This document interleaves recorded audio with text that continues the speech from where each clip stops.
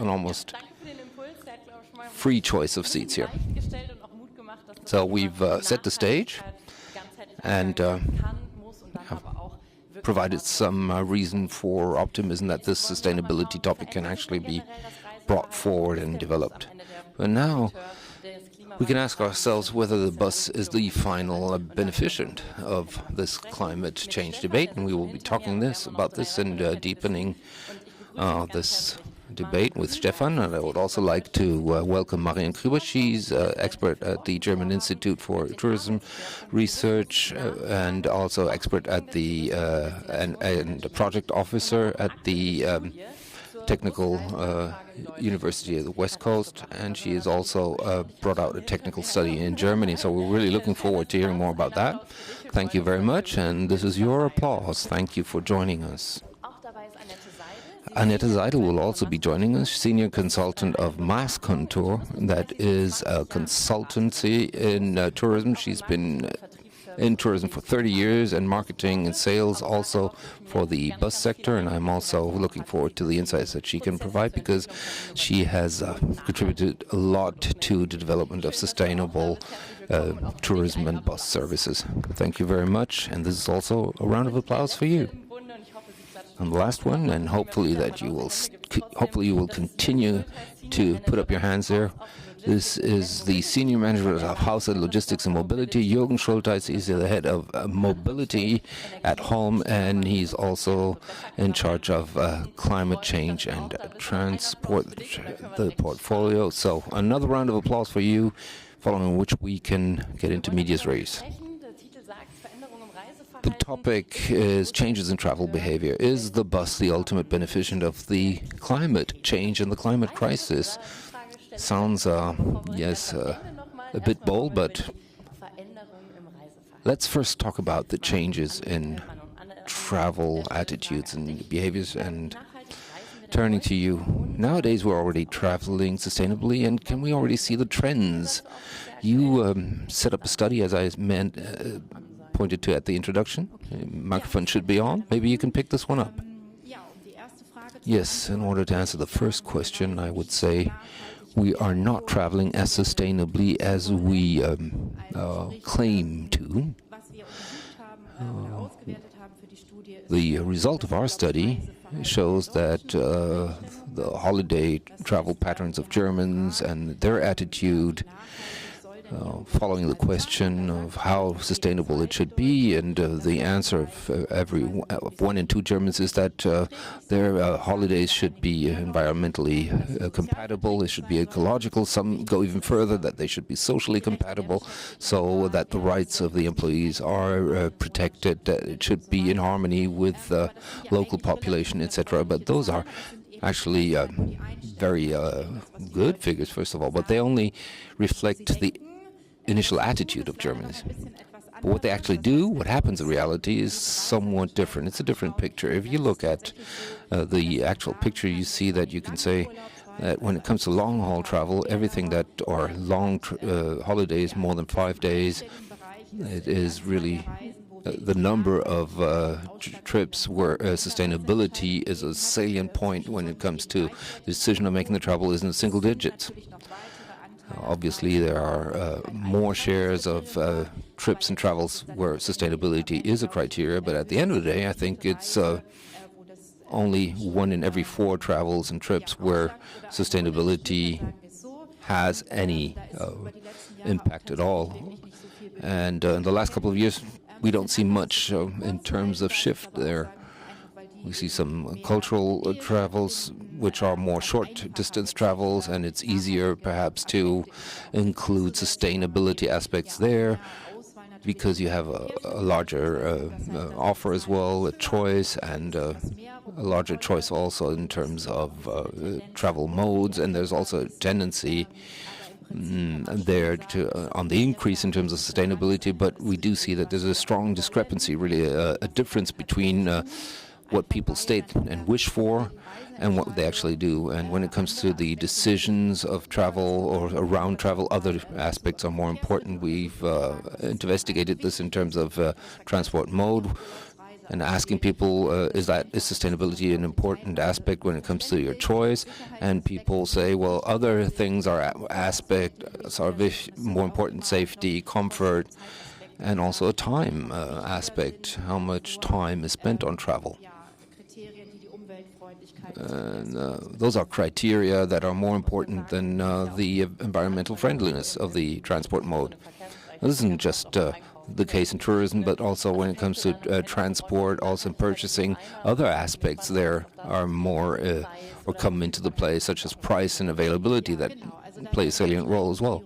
As I said, priorities are set, and from travel to travel it might vary. It really also depends on the destination and the time. That is one of the main influence factors.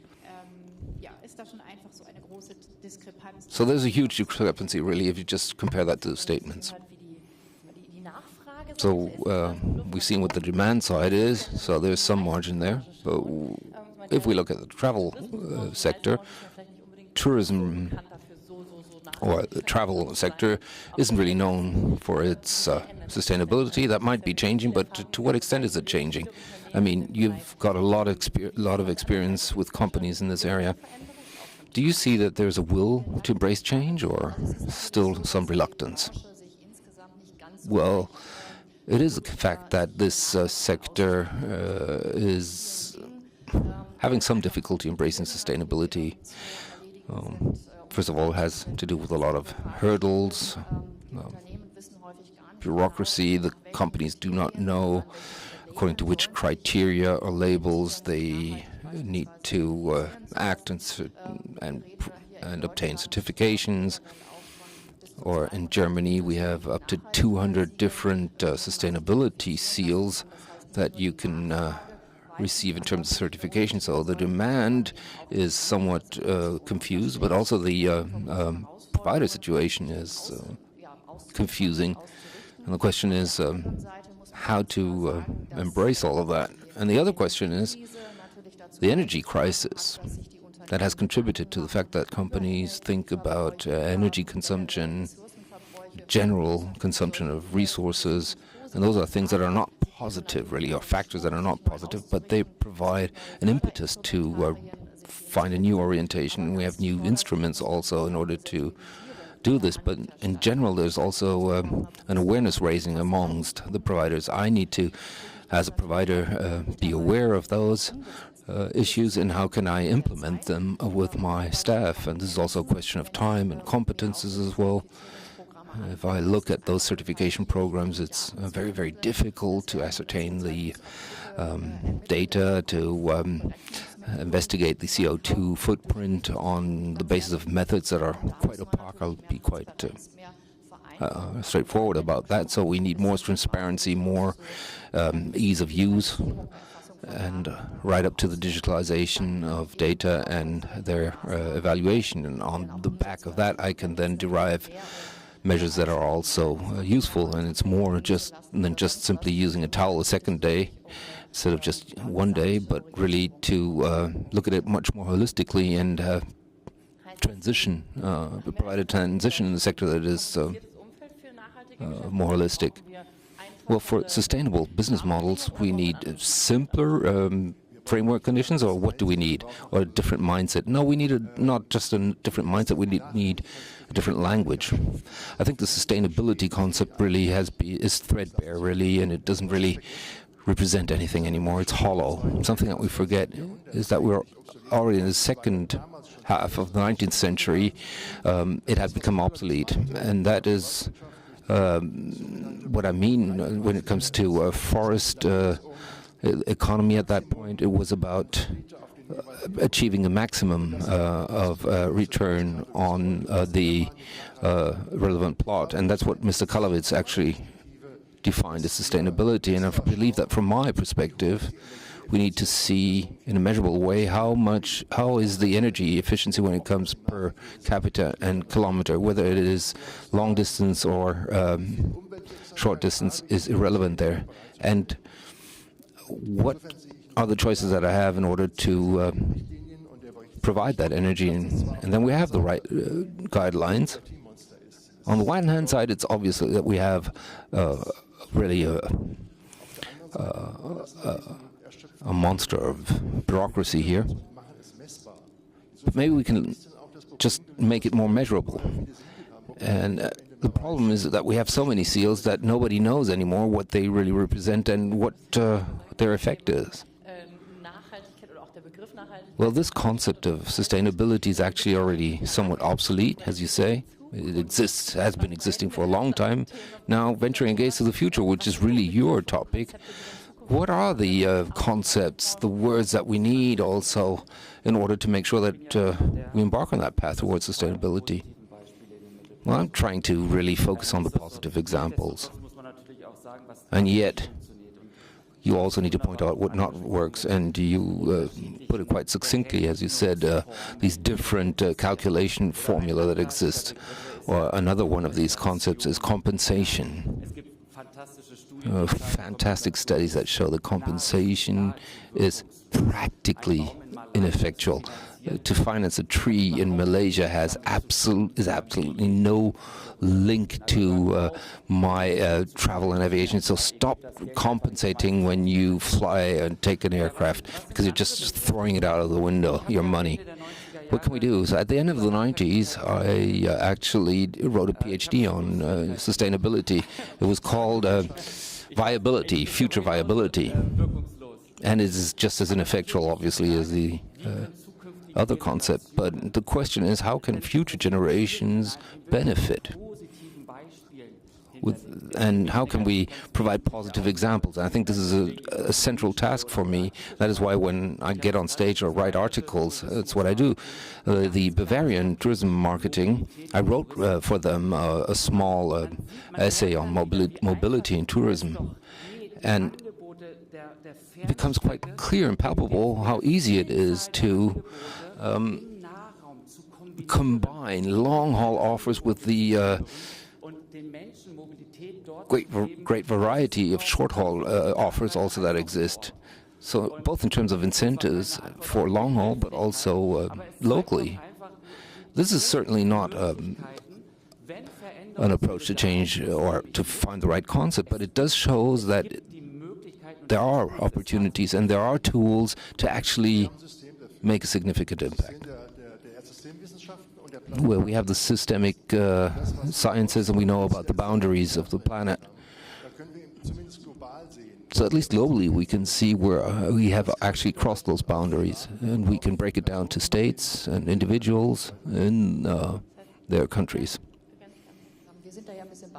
Yeah, we're more at a grassroots level there, and what we try, as you just explained, we try to convey to people and to take up the courage and really make a first step also in the destinations, instead of just shaking their heads and saying, well, bureaucracy and no finances. But we have so many really positive examples that show that if there's a will, things can be done. Well, I think we can talk about that a bit more, because if there is a will, there is a way. And also, looking back at your survey, if the traveler actually accepts it, then you need positive examples, and then it has a sort of a multiplier effect. So it becomes like a positive feeding loop. Yes, I would actually subscribe to that. From a provider perspective, we should not wait until demand starts shifting. I think it would be quite conducive if you would sort of trail the blaze, actually, or blaze a trail with respective offers. And that demand then will keep up. Because right now, that doesn't seem to be the case, and other things are overlapping and more important. So it's quite important that the offer also has the opportunity to, or has an opportunity to influence demand. So not just wait for the guests to start moving. We'll have different perspectives, obviously, but are there any low-hanging fruits that, as a mobility provider, I can implement? Of course, you can say I've set up a huge sustainability or mobility or future capable fleet, or but where can I enter the fray? So what is the answer to the how-to really? Well, as an example, you can take Tenelang. Some of you might know this place in the Allgäu region that actually promoted the soft tourism under the heading of resilience. Resilience being another one of those catchwords, but they've actually started quite a while ago. And what did they implement? So-called on-demand buses in order to, or call buses in order to cover the last mile for passengers, meaning that passengers arrive with the long-haul coach or the train, and then those buses can be called via an app. They're either reserved, and then they can follow a route with several stops in order to cover that final demand. We don't just want to limit ourselves to thinking in stops along a line. And obviously, we want to have this door-to-door principle that is implemented for comfort reasons alone. And it's important to register those individual mobility demands via an app, and then there is a bus that travels throughout the valley, picks up all the guests, and it is all financed also by a certain contribution, a fee. And you need to have the drivers, you need to have the vehicles, purchase them. And in that context, they're also thinking about e-mobility. They're switching to e-mobility, and that is one of the positive examples where via financing and via a tourism tax and in accordance with certain demands by the guests, you provide a certain service. I think it's a really good example. I'd like to add to that. From the perspective of the demand side. So that is from the perspective of the passengers. It's very important that this kind of offer is being communicated clearly, so that when booking the trip, when getting the information, they know about this mobility service as an offer. Because only then will they actually get on the bus or, take the train to travel to that destination. Because for many people, the criterion why they still use their own private car for even shorter trips is that they want to be mobile even on site, when they're there locally. But many people don't have the required information. They're not really fully informed. So you need to know that even at the booking stage, even when you decide about your destination, and only then will people be able to take that aspect into account, that they can actually choose to travel to their destination with an emission-free or low-emission option and leave their car at home. Well, if I got things right, you will get started, and then it's Stefan's turn, right? Okay. I can only subscribe to what the previous speakers now said, but let me just say something before I get to my real point. What I think is that the bus as a long-haul mobility option is a point-to-point kind of mobility option. That's something that should be rather more in the focus and should be emphasized. And then with a view to the passenger kilometers, it really is the most energy efficient method of traveling. And the third point, and here I get back to the autonomous on-demand bus. 4 years ago, we started, talking about the question of the importance of quantum computing for traffic and transport. And that's the so-called traveling salesman problem. So I've got a traveler who has to, stop at certain points, and what would be the optimal route? And it's exactly what you just described in your case, right? And if you've got a low number of passengers, it's also being done by digital computers. But if it's too complex, you need quantum computing. And that's not just an opportunity for the area of tourism. It also is an opportunity for those areas between cities, that is conurbations and rural areas, the areas in between. Then you would have 24-hour coverage of transport options and, optimally designed. And you could more, consistently integrate these regions and the people living there into the whole system. But I think the potential of the coach or the long-distance bus has not yet been fully tapped into, not by a long shot. Well, what we're talking about is, a supply market, if you will. So for tourism regions, it's also important to think in the medium term and long term range.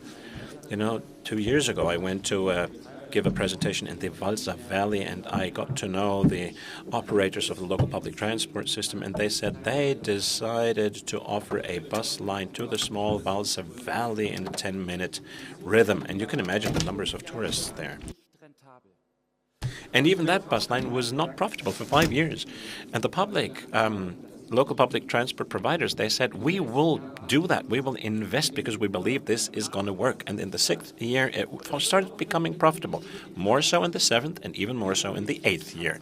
And that's also going to work at the lower level. If you've got a mobility hub at the beginning of a hiking trail or a bike trail or at the town hall in the city center, it's not going to work right away. But people perceive it. People will rely on that being around next year, and then they will start thinking about it. I've traveled to the Schlier Lake always, for years, and they always had a kind of stationary car sharing program. But when I relied on that, it was no longer there. And I asked them, why did you stop that? And they said, well, it's not profitable. But that doesn't work that way. Mobility doesn't work that way. It's slow change, but it is change, and that's what's important. Oh, by the way, we've got enough mics going around so that everyone can always talk. But it's not your turn. Yes, but I would like to get back to that. This is really an interesting point. Stamina. You should not think along the time frame of political terms of office. No, you should think beyond that. And you should have enough courage to say, okay, right now we may be incurring a deficit here, but in the long run, the effort that we're investing and the benefit we're reaping, the benefit will be bigger because the guests are, they are coming to your destinations and it's a stable development, and there are also guests who say, well, no, you cannot go there with your own personal car any longer to certain destinations because they will tow you if you, park it in the wrong spot. And that may mean that the whole system starts to, to fall over, basically. But if you cannot resolve that problem, the demand will go down and the guests will stay at home, and then I will have a problem with all the other service providers there because the hotel cannot move just like that from A to B. And these are very important points that we cannot stress enough, and that also contribute to making these things, acceptable in terms of arguments, even in the political arena. I wanted to come back to the question of profitability and the so-called pricing. Because if we're honest, it's all not even honest because we are not including the environmental costs. The Copernicus project just a while ago, recalculated the travel and transport subsidies into the CO2 price, if you will. But, we don't have enough time for that, but it's worth looking at that. It would also be an opportunity to really open up that kind of reality-based calculation, and then the whole thing will look differently. And you just said that we need stamina, we need to be in the long game, and we need to be courageous enough to implement that. But I guess that you could also find different ways to make such an offer appealing right away. Just a few weeks ago, I went to Italy, and, the parking fees there in Portofino were $12 the hour. So that's when I would take the bus. Well, yes, and as soon as you start, asking for people's money, they start changing their habits as well. The question always is, what is the price level? Sometimes it really needs to hurt. We're telling that some destinations, especially the day trippers, they come there with their individual cars, come to the region, and do not necessarily spend a lot of money there. They may be numerous, but they're also creating massive problems. And they don't really get the tourism taxes for the day trippers there, so they still are working on the implementation of that. So we're giving them the clear advice that the parking fees should be markedly increased, It's not just about the, punishing people, but also creating alternatives at the same time. Because I cannot ask people to do one thing if I don't offer them something that could be the solution. If on the one hand I want to increase parking fees, then you should have an affordable or free of charge mobility offer. So if you use the mobility hub, for example, if you take the bus or the coach to travel into a region, and you can offer people that infrastructure, then you can actually implement that. Well, is that also your perception that, you actually have to say, not just a negative incentive, but to also, give them something that's worth moving for, a positive nudging? Yes, that's what I meant when I said that you should not just wait for the demand to change, but to really make some offers and then to have the necessary staying power, and then these offers will be accepted over time. If you, for example, at the same time increase parking fees and you force people to accept that, that might be the right path forward. Well, we've got 8 minutes left, 2 more topics to talk about. That is quite ambitious, but still, let's talk about the last mile. We should focus on that. That's sometimes difficult. We heard that the bus is ideal because it takes you from A to B. You don't have like 20 stops in between as with the railway, or they have to change drivers or whatever. But then, when you end up at B, you might want to go to B2 or even C. And that's what you also explained to me in our, talk behind the stage curtain here, that is the point where people then get back to their individualized traffic or transport option. So how can you still introduce shared services at that level as well? You all have a mic. Well, the bus is the most sustainable mode of transport, but it's only possible to really use that potential if, that is part of the range of offers, based on buses. I would, already propose the topic of intermodality for 2026 when I am moderating panels again. So where does your bus journey, the coach journey, really stop? Is it at the parking space of your hotel? Or is it only over when I have actually returned home, having used all the mobility offers in my destination region? And I think that is the task of a coach operator. And then I have to ask myself, okay, do I have to carry the scooters on the bus? Or do I use the ones that are on offer locally? I think the answer is clear. Use the local, services provided. And as a bus tourism operator, I have to also create some awareness in my customers for that. And the customers I know best, well, I have to talk to them about these options. I have to ask them, what do you expect? What is it you'd like to see there? Young people will say, I need to be flexible and independent. For them, it's absolutely clear that they need a flexible offer. What about the generation 60, 70 years of age and older? I don't even know. You'd be asking me too much. I don't know. But this is a kind of discussion that we'd have to start in the field of bus and coach tourism. Well, if you take a look at Berlin and Yelby as a micro mobility provider, that could be translated to coach tourism as well. It's what Stefan just said. On the one hand, I believe Stefan Karsten is giving us these examples time and again, but I'm not quite sure whether it's even that well known everywhere. Well, first of all, we don't need to reinvent the wheel. There are examples. We can learn from them. And we know from mobility research that there is not the one solution. We need a plethora of different solutions, starting with parking spaces and their fees, the networking and the connectivity, and digitization, But what we really have to do is when I am booking a trip as a customer, I need to be offered some kind of assistance as to how to use the different offered modes. Yes, we're always talking of the customer journey, starting with the inspiration. So if I am interested in a particular destination, I may be impressed by nice images on a social media post, whatever. And then I would visit the website in order to do my in-depth research, finding out where I can stay, the kinds of activities I can do there. And then how to get there is something that people neglect generally. But bus tourism or coach tourism, that actually is a very traditional industry. How do we get them to actually present in a more open and offensive way the advantages they offer? When preparing for this event, I looked at the websites of some coach tour operators, and I've also worked with the industry quite a bit.